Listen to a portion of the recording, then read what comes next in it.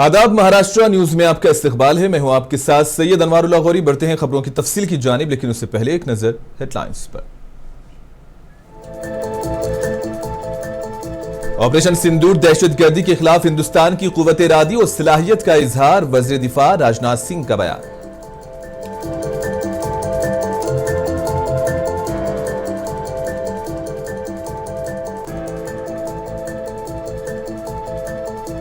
कांग्रेस ने ऑपरेशन सिंदूर और हालिया जंगबंदी के ऐलान पर हुकूमत से जवाब तलब करने के लिए पार्लियामेंट का खुसूसी इजलास बुलाने का किया मुतालबा।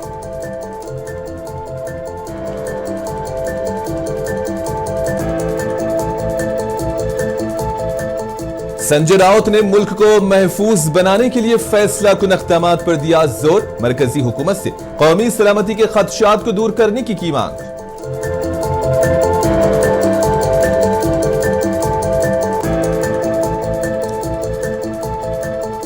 राजकोट किले में छत्रपति शिवाजी महाराज के मुजस्समे की नकाब कुशाई तकरीब हुई मुनाकिद, वजीर आला देवेंद्र फडणवीस और नायब वजीर आला एकनाथ शिंदे की शिरकत।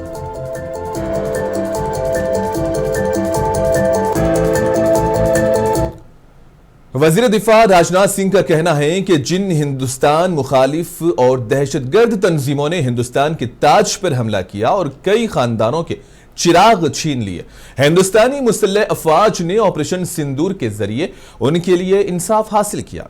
इसलिए पूरा मुल्क हिंदुस्तानी मुसल्लह अफवाज का शुक्रिया अदा कर रहा है। राजनाथ सिंह ने कहा कि ऑपरेशन सिंदूर न सिर्फ फौजी ऑपरेशन था, बल्कि हिंदुस्तान की सियासी और समाजी मुहिम की अलामत है। दहशतगर्दी के खिलाफ यह ऑपरेशन हिंदुस्तान की कुव्वत इरादी और सलाहियत का भी इजहार था। साथियों, 11 मई को पोखरण से जो आत्मविश्वास प्रारंभ हुआ था, आज लखनऊ में वह और मजबूत हो रहा है। साथियों, अपनी बात समाप्त करने के पहले मैं कहना चाहता हूं कि जिन भारत विरोधी और आतंकी संगठनों ने भारत माता के मस्तक पर हमला करके कई परिवारों के सिंदूर मिटाए थे, उन्हें भारतीय सेना ने ऑपरेशन सिंदूर के माध्यम से इंसाफ दिलाने का काम किया और इसके लिए आज सारा देश भारतीय सेनाओं का अभिनंदन कर रहा है। ऑपरेशन सिंदूर सिर्फ एक सैन्य कार्रवाई भर नहीं है, बल्कि भारत की राजनैतिक, सामाजिक और सामरिक इच्छा शक्ति का प्रतीक है। यह ऑपरेशन आतंकवाद के खिलाफ भारत की दृढ़ इच्छा शक्ति का और सैन्य शक्ति की क्षमता और संकल्प शक्ति का भी प्रदर्शन है। हमने दिखाया है, भारत आतंकवाद के खिलाफ जब भी कोई कार्रवाई करेगा तो आतंकवादियों और उनके आकाओं के लिए सरहद पार की जमीन भी सुरक्षित नहीं रहेगी। कांग्रेस पार्टी ने पहलगाम दहशतगर्द हमले, ऑपरेशन सिंदूर और हिंदुस्तान व पाकिस्तान के दरमियान हालिया जंगबंदी के ऐलान पर हुकूमत से जवाब तलब करते हुए पार्लियामेंट का खुसूसी इजलास बुलाने का मुतालबा एक बार फिर दोहराया है। राहुल गांधी, मल्लिकार्जुन खड़गे और जयराम रमेश की जानिब से एक के बाद दीगर बयानात और खुतूत के जरिए हुकूमत पर दबाव बढ़ाया गया है कि वो इन संगीन कौमी मामलात पर पार्लियामेंट के अंदर बहस की इजाजत दे। राहुल गांधी ने वजीर आजम को लिखे अपने खत में कहा कि अवाम और उनके मुंतखब नुमाइंदों को यह हक हासिल है कि वो पहलगाम दहशतगर्दी ऑपरेशन सिंदूर और जंग बंदी, जिसका पहला ऐलान अमेरिकी सदर ट्रंप ने किया, जैसे हसास मौजूआत पर पार्लियामेंट में खुलकर बहस कर सके। राहुल गांधी ने इस मौके को एक ऐसा मौका करार दिया है जो मुल्क के इज्तिमाई अज़्म और यकजहती को जाहिर कर सकता है। हिंदुस्तानी फिजाइया ने ऑपरेशन सिंदूर के हवाले से एक बयान जारी करते हुए कहा है कि यह ऑपरेशन ताहाल जारी है और इसके तहत दिए गए तमाम कामों को जिम्मेदारी और सलीके से मुकम्मल किया गया है। फिजाइया ने वाज़ेह किया है कि यह मुहिम निहायत ही सोच समझकर और कौमी मफादात को मद्देनजर रखते हुए अंजाम दी गई और जब तक ऑपरेशन मुकम्मल नहीं हो जाता इसकी मुकम्मल तफसीलात जारी नहीं की जाएंगी। फिजाइया की तरफ से अवाम से अपील की गई है कि वो किसी किस्म की गैर मुसद्दक़ा खबर पर कान ना धरें और अफवाहों से गुरेज करें। ये बयान एक ऐसे वक्त पर सामने आया है जब पाकिस्तान और हिंदुस्तान के दरमियान हालिया कशीदगी के बाद कल यानी कि हफ्ते की शाम जंगबंदी नाफिज हो गई है। वजारत खारजा ने यह ऐलान किया था कि पाकिस्तान की अपील पर दोनों ममालिक ने जंगबंदी पर इत्तेफाक कर लिया है, लेकिन इसके बावजूद पाकिस्तान ने जंगबंदी की खिलाफ वर्जी करते हुए जम्मू कश्मीर समेत कई इलाकों में ड्रोन और मिसाइल दागे। छत्रपति शिवाजी महाराज के मुजस्समे की नकाब कुशाई की तकरीब आज मालवान के राजकोट किले में मुनक्किद हुई। रियासत के वजीर आला देवेंद्र फडणवीस की मौजूदगी में मुजस्समे की नकाब कुशाई की गई। इफ्तिताही तकरीब में नायब वजीर आला एकनाथ शिंदे और दीगर रियासती वज़रा भी मौजूद थे। इस मौके पर देवेंद्र फडणवीस ने कहा कि हमने सिक्योरिटी का मुकम्मल जायजा लिया है। एकनाथ शिंदे और दीगर ने बैठकर रियासत में सिक्योरिटी इंतजाम पर भी तबादला ख्याल किया।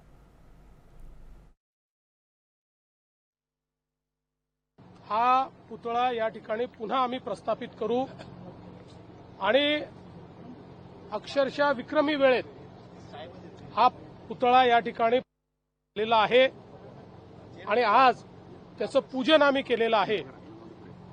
मी सार्वजनिक बांधकाम विभागाचं मनापासून अभिनंदन करतो।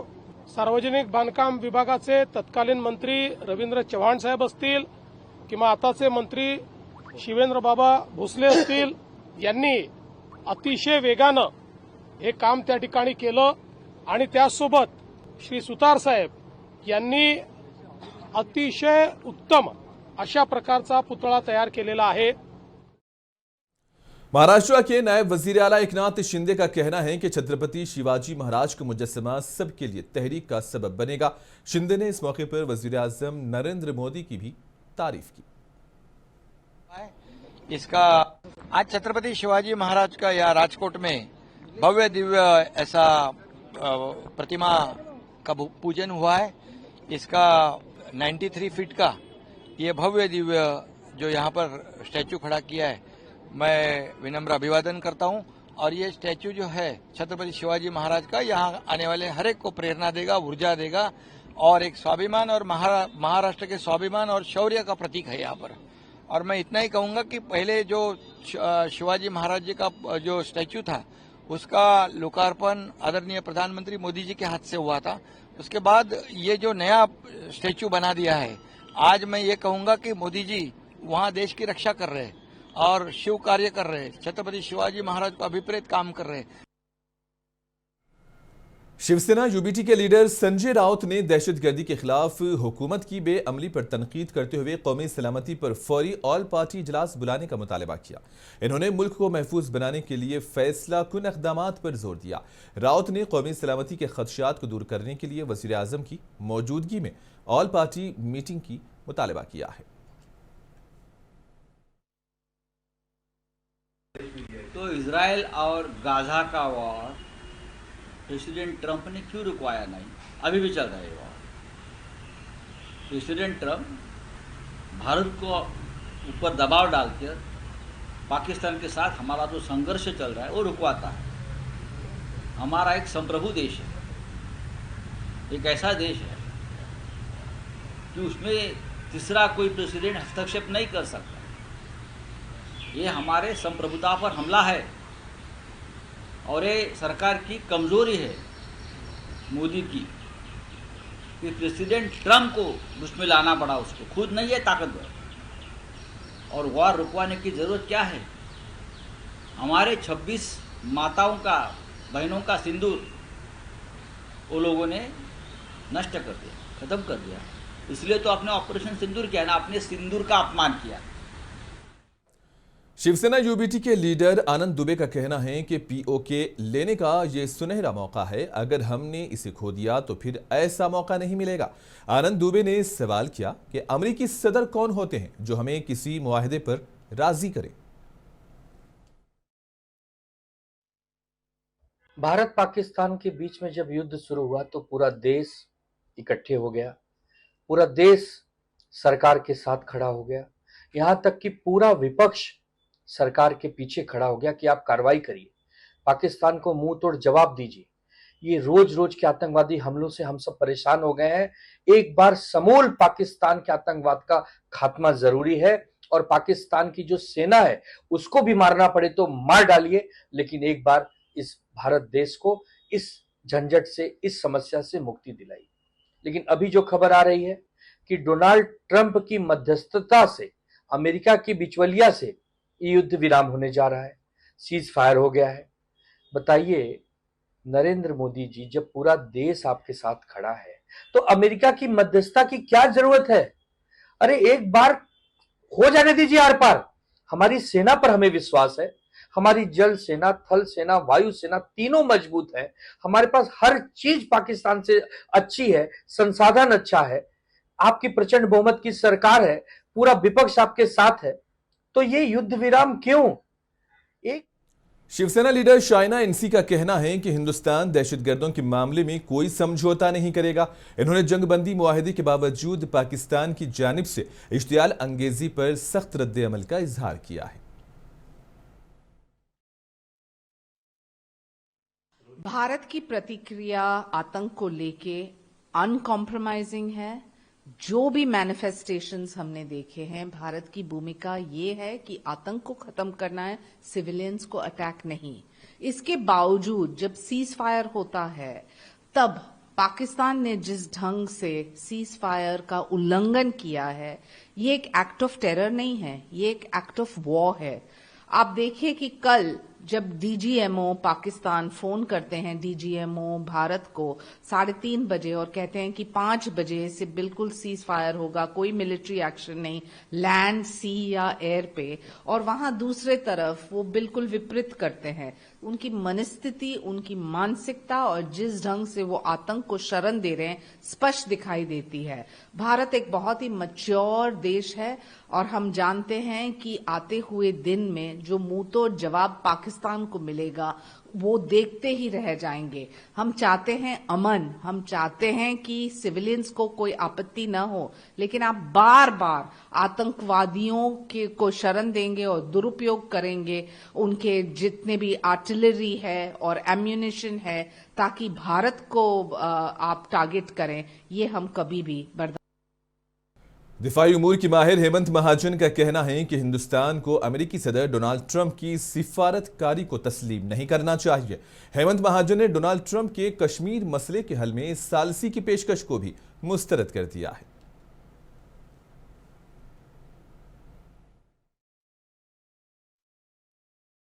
देखिए, डोनाल्ड ट्रंप को ज़्यादा इम्पोर्टेंस नहीं देना चाहिए, क्योंकि उन्होंने जो पास्ट में जो डिप्लोमेसी करने की कोशिश की है रशिया और यूक्रेन के बीच में, दोनों ने उनको नहीं माना है। उन्होंने डिप्लोमेसी करने की कोशिश की है इजराइल और हमास और इधर लोगों के बीच में, उसको भी किसी ने नहीं माना हुआ है। अभी वो हमारे देश के साथ इन्वॉल्व हो रहे हैं। उन्होंने सीज फायर की कोशिश की और विद इन 1 आवर वो जो उनका जो एफर्ट था ये पूरा बर्बाद हो गया है। अभी अमेरिका भी एक्टिवली इन्वॉल्व हो रहा है, उनके वाइस प्रेसिडेंट वांस और उनके सेक्रेटरी ऑफ स्टेट वगैरह। तो इनको भी हमने बिल्कुल क्लियर कट मैसेज देना चाहिए कि अगर आप हमारे दोस्त हैं तो हमें जो मदद चाहिए, यानी कि कॉम्बैट LCA कॉम्बैट तेजस है, उसके लिए इंजन चाहिए, या टेक्नोलॉजिकल इंटेलिजेंस चाहिए, या बायलैटरल ट्रेड एग्रीमेंट होनी चाहिए, उस पर फोकस करो। अपना और हमारा टाइम मत बर्बाद करो हमें एक यूजलेस एडवाइस देके कि सीज फायर कैसे होना चाहिए और क्यों होना चाहिए। मुल्क के अवलीन जैन अक़लियती मालियती कारपोरेशन का औरंगाबाद में इफ्तिताह अमल में आया। इस इफ्तिताही तकरीब में रियासत के वज़ीर ममलिकत ललित गांधी ने शिरकत की है और अक़लियती मालियती कारपोरेशन के ज़िले दफ्तर का इफ्तिताह किया। इस मौके पर ललित गांधी ने कहा कि जैन कम्युनिटी का शुमार माइक्रो माइनॉरिटी तबके में होता है और उमूमन ये समझा जाता है कि जैन तबका हर लिहाज से बाअसर है, जबकि हकीकत यह है कि जैन तबके में भी गरीब अफराद शामिल हैं और हुकूमत की मदद के बगैर वो जिंदगी के मुख्तलिफ शोबों में आगे नहीं बढ़ सकते। यही वजह है कि मौलाना आज़ाद अक़लियती मालियती कारपोरेशन के तहत ही जैन अक़लियती मालियती कारपोरेशन का आगाज अमल में आया है। इस कारपोरेशन के तहत जैन तबके के तालीमी, माशी और इक़्तिसादी मसाइल को हल करने की कोशिश की जाएगी। एक सवाल के जवाब में वज़ीर ममलिकत ने कहा कि किसी भी तालिबे इल्म को दस्तावेज़ात की वजह से तालीम अधूरी नहीं छोड़नी पड़ेगी। अक़लियती मालियती कारपोरेशन के शराइत में नरमी लाने की कोशिश की जाएगी। इस मौके पर मौलाना आज़ाद मालियाती कारपोरेशन से इस्तिफादा करने वाले तुलबा ने वज़ीर ममलिकत के रूबरू अपने ख्यालात का इजहार किया। रियासती वज़ीर ममलिकत ललित गांधी का कहना है कि मौलाना आज़ाद अक़लियती मालियती कारपोरेशन के स्टाफ की कमी के मसले को भी हल किया जाएगा।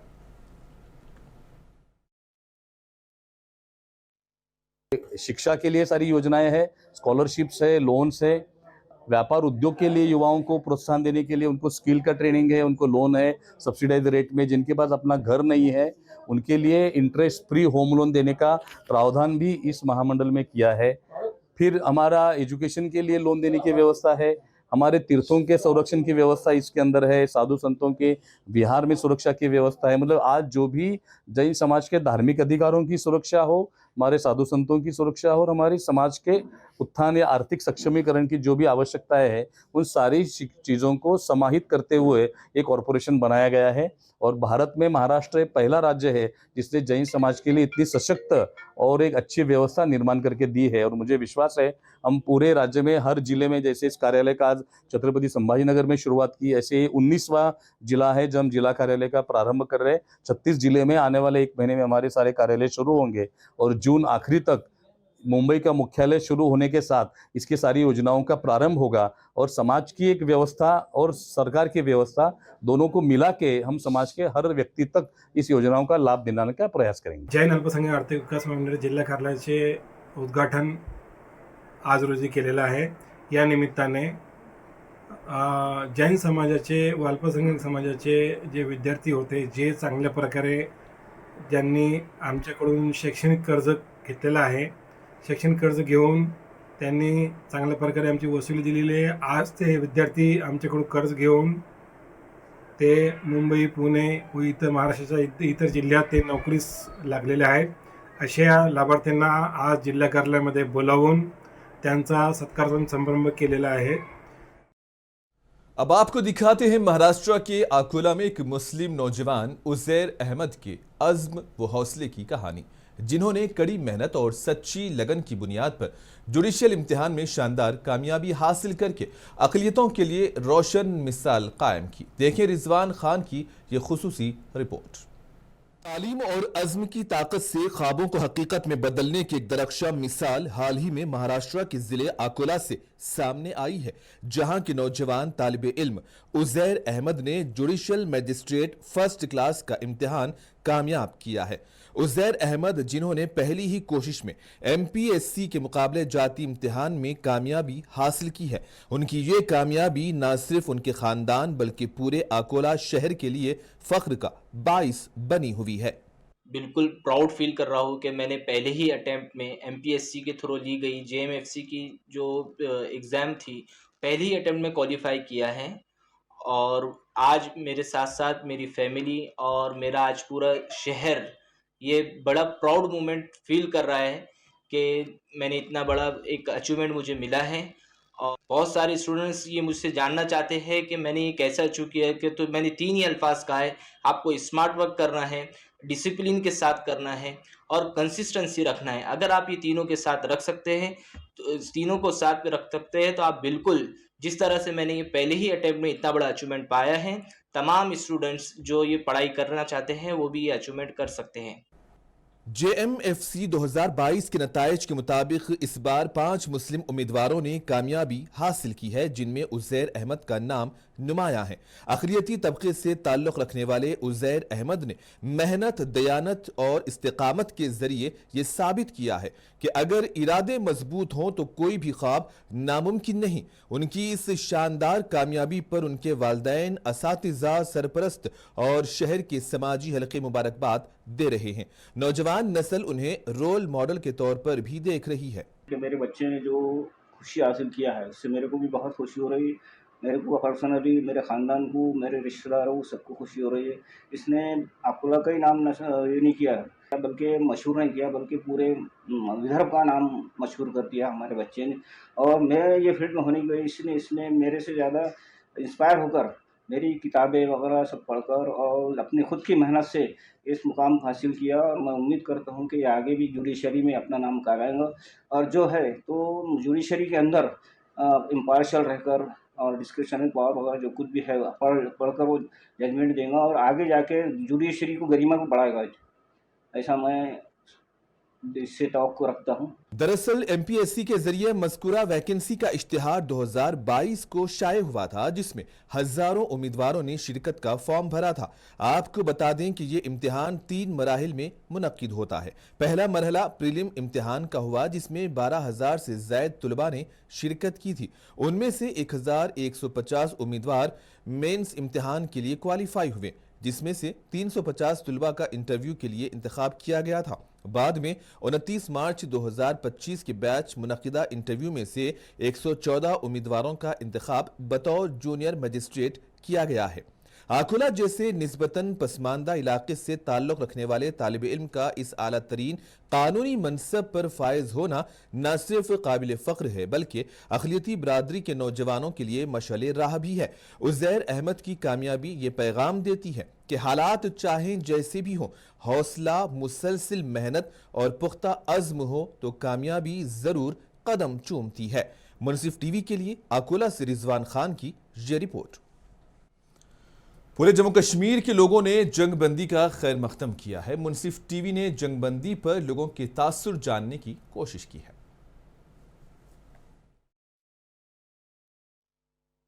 हमने कुछ दिनों से ये चीजें देखी है, ये चीजें नोटिस की है कि किस तरह से लोग जो है वो काफी खौफ हरासा में थे, कि लोग जो है वो काफी परेशान थे।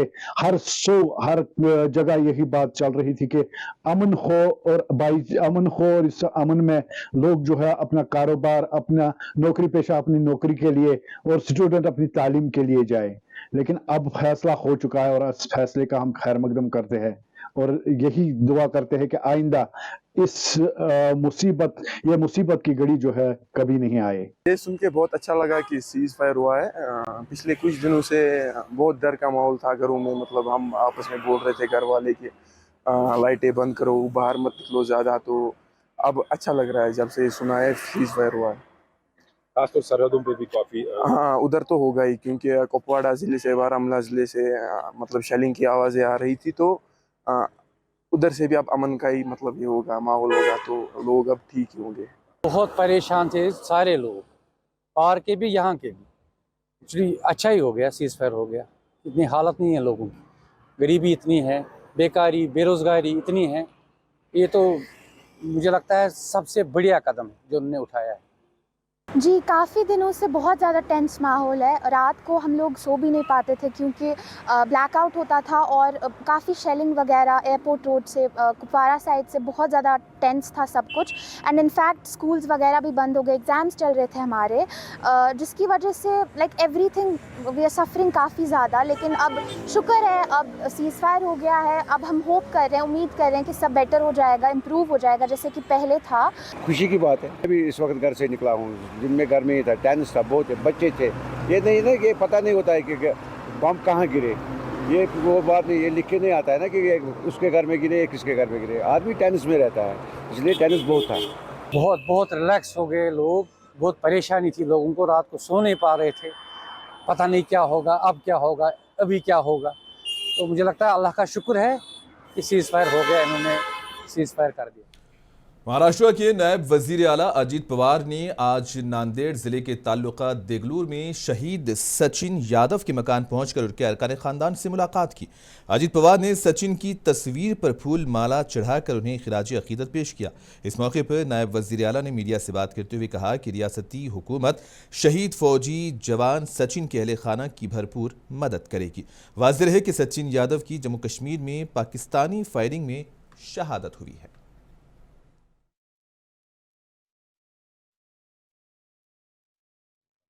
दादा इकडे मॅडम को जान वडिलांच्या नावाने एक घर द्या सर आणि ह्यांच्या नावाने एक घर द्या सर, म्हणजे वडील वेगळं दाखवा, ही वेगळं दाखवा सर। म्हणजे ते दोन त्या स्कीममध्ये आपला आवास योजना आहे ना, रमाईमध्ये, हां, त्याच्यात ती दोन घरं त्या ठिकाणी वेगवेगळी म्हणजे इथंच होती, परंतु ते काही जण काय करतात असं एकत्र करून त्या ठिकाणी घेतात, नंतर मग तसं चालेल ना, तर तेच ना, ते होईल। आता हिला जरा ह्याच्यातनं दुःखातनं सावरू दे, त्याचं काय होतं, नाही तर मग हिला पुण्याला पाहिजे। और इसी के साथ ही खबरों का सिलसिला यहीं पर इख्तिताम पजीर होता है। दीजिए इजाजत, आदाब।